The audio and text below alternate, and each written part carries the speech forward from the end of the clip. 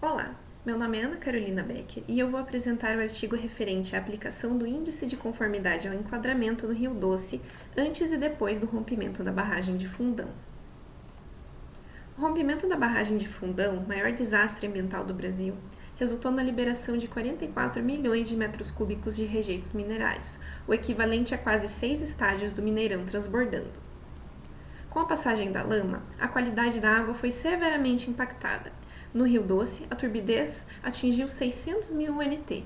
Foram registradas concentrações elevadíssimas de elementos potencialmente tóxicos e valores de oxigênio dissolvido próximos a zero.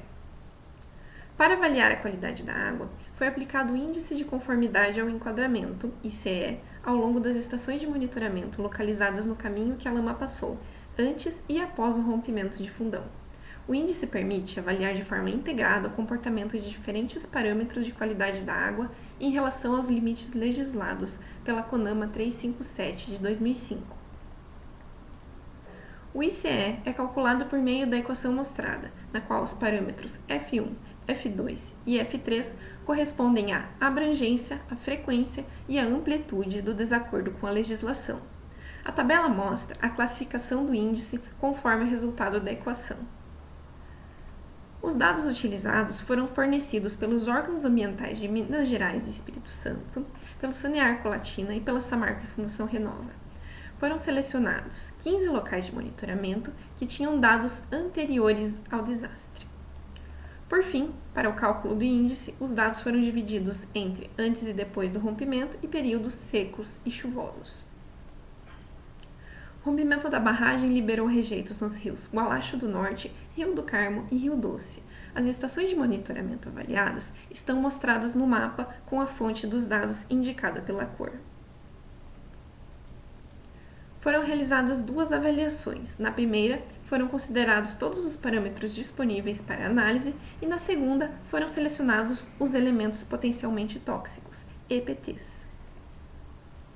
Os gráficos mostram, para cada um dos 15 locais avaliados, o valor do ICE ao longo do tempo, considerando os períodos secos e chuvosos. Antes do rompimento, a classificação do índice já era de afastado, considerando os parâmetros do grupo todos, nos 15 locais avaliados, indicando frequentes desacordos com os limites. Para o grupo dos EPTs, o índice foi classificado como conforme em alguns locais. Logo após o rompimento da barragem de Fundão, os valores do índice caíram abruptamente, sendo classificados na categoria não conforme. Ou seja, a maioria ou a totalidade das observações violou os limites da classe 2 para os dois grupos de variáveis.